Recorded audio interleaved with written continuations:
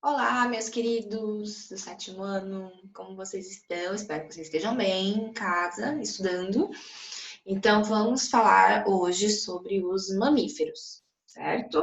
Esse vocês já conhecem, né? Então, eles pertencem à classe mamália, tá? O nome da classe, lembram lá da hierarquia, os níveis hierárquicos lá de filo, classe e ordem. Então, os mamíferos eles estão na classe mamália, tá? Existem mais ou menos não, descritas, ou seja, que se sabe todas as características desses indivíduos, existem 5.500 espécies descritas, ou seja, conhecidas, que se sabe o hábito de vida, o hábito alimentar, e 650 espécies dessas conhecidas são endêmicas aqui do Brasil, ou seja, são encontradas aqui no Brasil, beleza? Tem espécies terrestres, ou seja, que vivem no ambiente totalmente terrestre, tem espécies que vivem totalmente no ambiente aquático, tem espécies que vivem em árvores, que são chamadas arborícolas, ou seja, elas se alimentam nas árvores, elas passam grande parte da vida delas em árvores, são as chamadas espécies arborícolas, como por exemplo os macacos, os primatas, né? Com o mico-leão dourado aqui nessa imagem. A onça pintada é um exemplo de mamífero terrestre. Tem os golfinhos, que são mamíferos aquáticos, ou seja, vivem a vida toda em ambiente aquático. Então, a gente tem uma diversidade muito grande de mamíferos também, em diversos ambientes, com diversos tipos de vida, estilos de vida, né? Eles se alimentam de diversas coisas também, que a gente vai ver adiante. Então, os mamíferos, eles são bem diversos, são animais maiores, mais desenvolvidos, com sistemas mais desenvolvidos, que a gente vai ver também adiante. Então, são mais conhecidos, né? Que são os animais mais bonitinhos, são os animais que a gente encontra facilmente, certo? Então, provavelmente vocês já conhecem. Então, a gente vai conhecer mais a estrutura interna desses animais, beleza? Então, a estrutura corporal. O que os mamíferos têm de tão diferente dos outros grupos que a gente já estudou, né? A própria palavra mamíferos, de ou classe mamália, vem de mamas, de mamárias mesmo, tá? Então, as glândulas mamárias foi um importante passo evolutivo para esses animais se diferenciarem dos outros que a gente já estudou, beleza? Então, essas glândulas que tem na região do tórax das fêmeas, que produz essa substância, que é o leite, que é uma substância muito nutritiva para os filhotes. Então, essa estrutura, o aparecimento, o desenvolvimento dessa estrutura, fez com que os mamíferos, essa classe de animais, se diferenciasse, se destacasse, se desenvolvesse em diversos ambientes que outros animais não conseguem, não conseguiram, né? Então, a principal característica dos mamíferos é o aparecimento das glândulas mamárias, essa estrutura que produz esse líquido tão nutritivo que vai conseguir nutrir os filhotes por alguns meses depois de nascido. Então, a gente viu que alguns grupos de animais que a gente viu antes, a gente viu que nem todos cuidam dos filhotes depois que eles nascem, né? Aliás, a maioria não cuida, né? Coloca o ovo e boa sorte para os filhotes. Já os mamíferos não. Os mamíferos, eles têm um cuidado dos filhotes depois que eles nascem, até meses depois, tá? Dependendo da espécie, tem espécies de mamíferos que cuidam dos filhotes por muitos e muitos anos. Os filhotes ficam ali sendo cuidados pelos pais, como, por exemplo, os elefantes, né, que eles vivem em manadas, então os filhotes estão sempre por anos próximos dos pais. Mas tem espécies também que é cada um por si também, né? Então, mas nos primeiros meses da vida, semanas, meses da vida dos filhotes, eles podem contar com a mãe, principalmente, graças a essa secreção, esse líquido super nutritivo que é o leite, que vai alimentar esses filhotes recém-nascidos por algum tempo, certo? Então, as glândulas mamárias, que está em roxo, representada em roxo aqui na imagem, são essas glândulas que produzem esse leite. Então, é um diferencial, né, dos mamíferos em comparação com os outros grupos de animais, certo?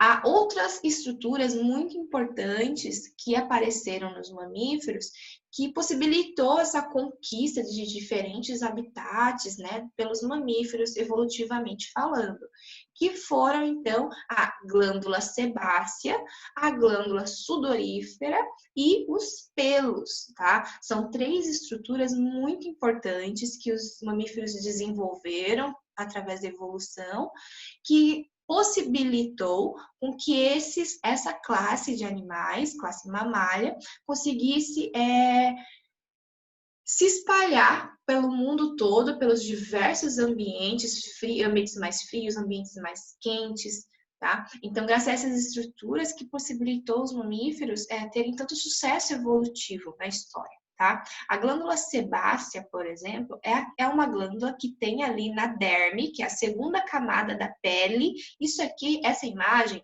é importante todo mundo entender o que ela representa, tá? É como se tivesse pegado, cortado um pedacinho da pele e eu estivesse vendo as camadas dela, da primeira camada, que tá aqui fora, que é a epiderme, que eu chamo, tá? Que é a pele que a gente enxerga, né, dos animais.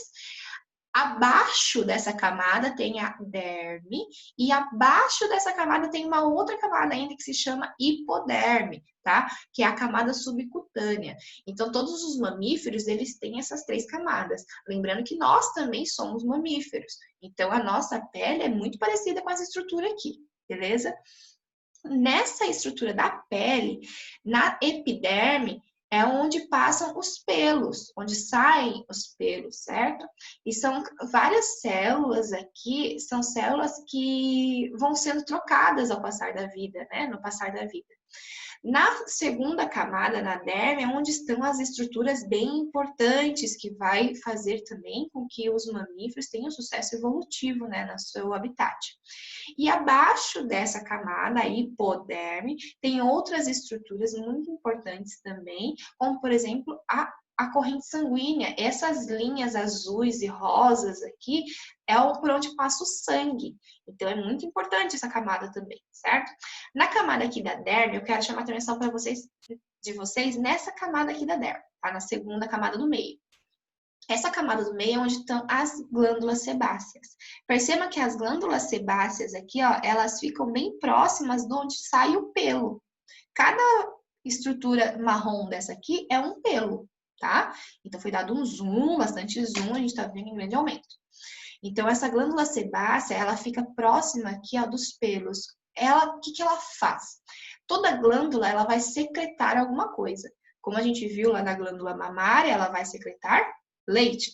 No caso da glândula sebácea, ela vai secretar sebo, tá? Que é uma substância que vai impermeabilizar o pelo. O que isso quer dizer? Vai fazer com que esse pelo não mole tão fácil, né? E o animal não perca tanto calor através da pele, tá? Que eles são animais endotérmicos, ao contrário dos répteis que a gente viu que são ectotérmicos. O que isso quer dizer? Animais endotérmicos, assim como as aves, eles são animais que não dependem da temperatura exterior para regular a sua temperatura interna.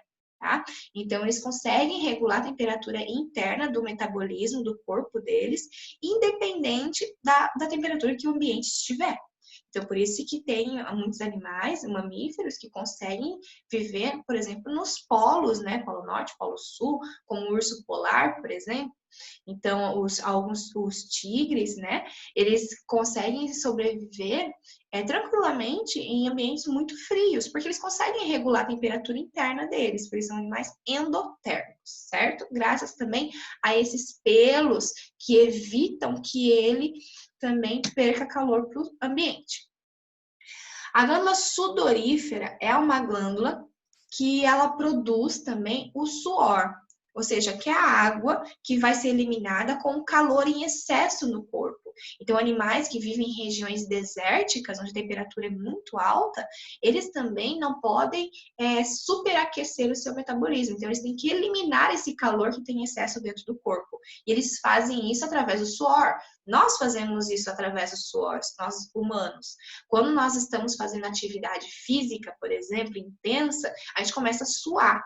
É uma forma do nosso corpo eliminar essa temperatura alta que está em excesso dentro da gente. Então, através das gotas de água, do suor, que elimina esse calor em excesso, certo? Então, isso é uma forma que os mamíferos têm de regular a temperatura interna. E para os órgãos, todas as funções do corpo funcionarem bem, funcionarem tranquilamente, certo? Então, a glândula sebácea, o pelo e as glândulas sudoríferas, elas são extremamente importantes para os mamíferos. Os mamíferos também, eles têm diversas estruturas, dependendo do ambiente que eles vão viver, certo? Então, tem os animais, por exemplo, os alces, que têm esses chifres, como bois, vacas também, depende do ambiente que eles estão, eles têm essas estruturas que são os chifres, né? Que podem ter várias funções para competição por território, por exemplo, quem tem um chifre maior, mais forte, ganha a briga e fica com o território, ou com a fêmea, no caso do acasalamento, né? No caso dos leopardos, das onças, os tigres, eles têm garras que conseguem se agarrar nos troncos do ambiente que ele vive para poder fugir de um predador ou então para poder predar alguém, né, algum outro animal. Tem os morcegos, que são mamíferos, e eles desenvolveram os membros superiores deles em asas. Então, são mamíferos que conseguem voar. Então, é uma estrutura também que é vantajosa para o ambiente que o morcego vive. O marfim, que são esses dentes dos elefantes também, é importante evolutivamente para esses mamíferos. As lontras e ariranhas, que são esses animais, são mamíferos que tem alimentação, a principal alimentação, fonte de alimentação desses animais são os peixes. Então, eles têm que mergulhar, eles têm que estar na água para conseguir se alimentar. Mas eles não vivem lá na água, né? Que eles têm pulmões, eles respiram fora da água. Mas o alimento deles preferido é o peixe. Então, ele tem que mergulhar para pegar esse peixe. Então, os pelos das ariranhas, das lontras, por exemplo, são bem curtinhos para evitar que o animal fique pesado quando esse pelo molhar. Então, são estruturas que os mamíferos desenvolveram ao passar dos milhões de anos que vão ser vantajosas para eles no ambiente que eles vivem, com o hábito de vida que eles têm. Em relação aos órgãos e sistemas, os mamíferos é o primeiro grupo ali dos animais que tem todos os sistemas muito bem desenvolvidos. O sistema digestório é muito bem desenvolvido, tem todas as estruturas para realizar todas as funções com os alimentos, para poder digerir o alimento, até a sua saída também, o sistema excretor, tem o ânus separado ali da região da uretra, que é por onde sai a urina, pelo ânus que sai a parte sólida do alimento que não vai ser mais bom para ele precisa eliminar, e tem a estrutura também para reprodução, então é tudo separadinho, os sistemas são especializados nas suas funções, tá? Então o sistema digestório é muito bem desenvolvido, tem o fígado, o diafragma, que faz parte do sistema já respiratório, tá? Então aqui, ó, por esse esquema, aqui a gente pode observar o seguinte: essa estrutura aqui, ó, em laranja, é o cérebro, medula espinhal, que faz parte do sistema nervoso, ou seja, dos sentidos, audição, visão, olfato, paladar. Então, é uma estrutura bem desenvolvida que os animais precisam, esses mamíferos precisam no ambiente que eles vivem, certo? As estruturas aqui, ó, em verde, representam o sistema digestório. Então, tem a boca, tem o fígado, o estômago, tem os intestinos grosso, intestino delgado e a região de excreção, né, do ânus. Então, o sistema digestório é completo. Cada parte cada órgão desse tem uma função específica. Tá? A parte aqui em azul representa a parte do sistema respiratório dos mamíferos. Então, nariz, traqueia, pulmões, diafragma. Então, os mamíferos, eles não vão ser como os anfíbios, que tem em determinada parte da vida, eles vão ter brânquia, depois respiração cutânea e depois pulmões. Não, eles vão ter sempre pulmões, desde que nascem até adultos. Então, o diafragma é uma estrutura importante que aparece nesse grupo também de animais, que ajuda na respiração. Então, o diafragma é uma estrutura muscular que nós temos também, né? Claro, nós somos mamíferos. O diafragma, ele auxilia no movimento do pulmão de se encher de gases, de eliminar o gás. Então, o diafragma, ele tem grande importância também, essa estrutura, na respiração dos mamíferos, certo? Então, aqui, por exemplo, é um gato, né, um felino, mas essas estruturas, esses sistemas, de uma forma geral, todos os mamíferos têm. Claro que vai diferenciar, porque o tamanho dos mamíferos é diferente. Um elefante, o tamanho do elefante, o tamanho de uma lontra é bem diferente, mas os órgãos que possuem são os mesmos, todos têm tem rim, tem ureter, tem intestino, tem fígado, tem diafragma, pulmão. O que vai modificar é o tamanho desses órgãos dependendo do animal, certo? Outra estrutura bem importante que aparece nos mamíferos é o sistema nervoso, né? O sistema nervoso que eu falei para vocês já, que controla o quê? Os sistemas, órgãos dos sentidos principalmente, né? Olfato, visão, paladar. Então, o cérebro, principalmente, que é o órgão do sistema nervoso central, que é o que comanda todo o corpo, o cérebro, ele é muito bem desenvolvido nos mamíferos. Então, aqui tem uma comparação, olha só. O que está em marrom é o cérebro, é onde acontece, é onde dá o comando para todo o corpo funcionar. E em vermelho aqui é a medula espinhal, que é o que leva esse comando para o restante do corpo, certo? Então, perceba aqui que o sistema nervoso central do mamífero é muito mais desenvolvido, é maior, né? Então, isso também faz com que os mamíferos tenham memória, criem mais estratégias de caça, estratégias de fuga, estratégias de conquista de território. Então, isso se dá graças a esse desenvolvimento do cérebro, tá? Do sistema nervoso central aqui dos mamíferos. Aí tem a comparação aqui, ó, o sistema nervoso central dos peixes, dos anfíbios aqui, ó, e das aves, olha só. Mesmo assim, esses anfíbios, peixes e aves, eles são animais que têm estratégias também de defesa, de fuga, mas eles não têm tantas estratégias tão diversificadas e tão elaboradas como os mamíferos têm, certo?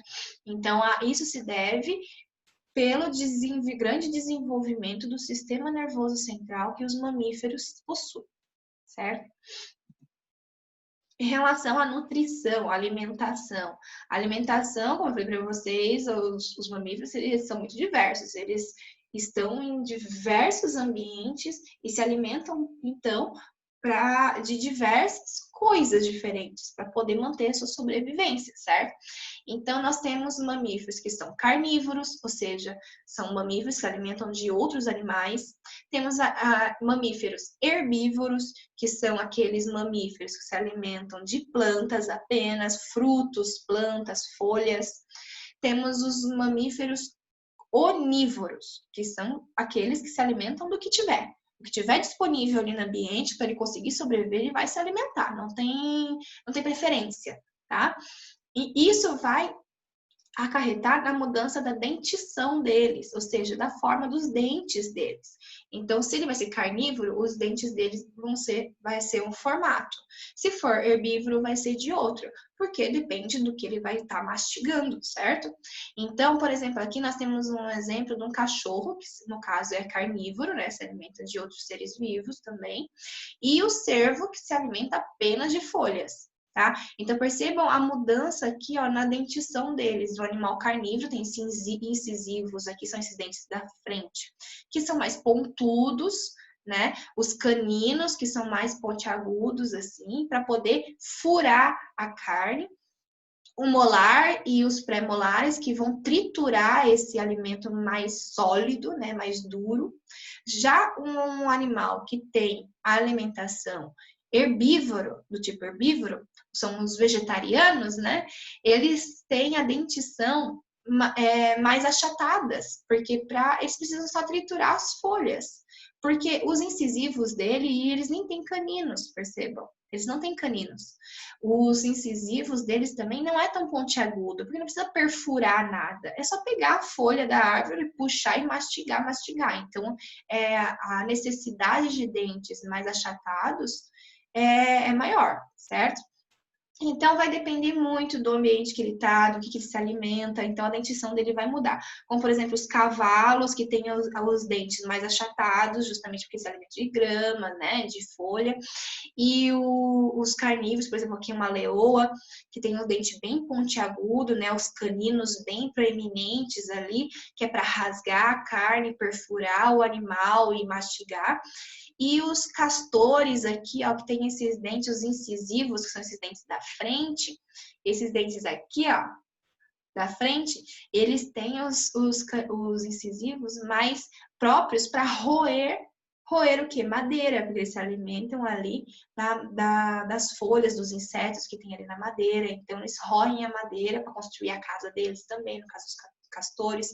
Por isso são chamados roedores, porque eles roem as madeiras, os troncos das árvores, tá? Então, a dentição dos mamíferos vai mudar, vai ser muito diversa também, porque vai depender do que eles se alimentam. Em relação à reprodução, a reprodução também dos mamíferos tem uma grande diferença dos outros grupos, tá? Porque aparece uma estrutura muito importante que é a placenta. Tá? A placenta é uma estrutura, essa estrutura aqui, ó, que fica numa parte do útero da mulher, da fêmea, né, quando ela é engravida. E essa estrutura é responsável para nutrir o embrião que está crescendo ali dentro. Então, ao contrário lá dos outros grupos que têm ovos, que a gente viu, eles têm aquele vitelo, lembra? Que é aquela estrutura ali que fica de nutrição para aquele embrião. Só que, no caso daqueles animais, os ovos eles não ficam dentro da fêmea. No caso dos mamíferos, esse embrião ele vai se desenvolver dentro da fêmea. Então, esse desenvolvimento embrionário é muito importante que esse embrião continue recebendo nutriente até a sua total formação, certo?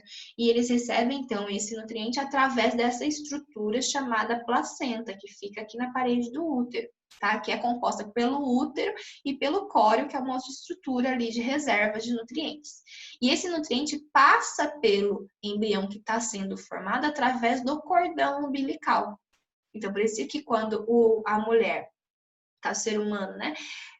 Todos os mamíferos fêmeas também, de animais também, tá? Quando nasce o filhote, é cortado esse cordão umbilical, porque daí ele já vai ter que se nutrir por si mesmo e também pelo leite. Aí ele não recebe mais a nutrição através da placenta, ele vai receber a nutrição pelo leite que vai ser produzido pela fêmea. Tá bom? Então, o aparecimento da placenta e a glândula mamária, né, que vai produzir o leite para dar continuidade ao desenvolvimento do filhote a partir do nascimento, são estruturas bem importantes para os mamíferos se diferenciarem dos outros grupos de animais que a gente tem estudado. A gente viu que nenhum outro grupo faz isso, certo? Então, os mamíferos, eles têm muitas estruturas importantes que aparecem ali evolutivamente, que vai fazer com que eles se diferenciem dos outros animais. Então, pessoal, atividade, né? Porque nem tudo são flores, mas é uma atividade legal, que já sei que vocês vão levar bem na tranquilidade isso, porque vocês já estão craque. Mas eu quero que vocês façam, então, o pH 9 e o pH 10, tá? Que tá disponível já para vocês lá no Plural, na plataforma Plural. Vocês vão fazer pela própria plataforma, tá bom? Não precisa me enviar nada. A data de entrega tá lá até dia 4 de agosto. Mas eu peço que vocês não deixem para fazer de última hora, porque são 20 questões e eu quero que vocês respondam bem conscientes dessas questões, né? Vocês têm que dar uma olhada revisada no livro de vocês, então não deixem para a última hora. Belezinha? Então, bons estudos para vocês e até mais.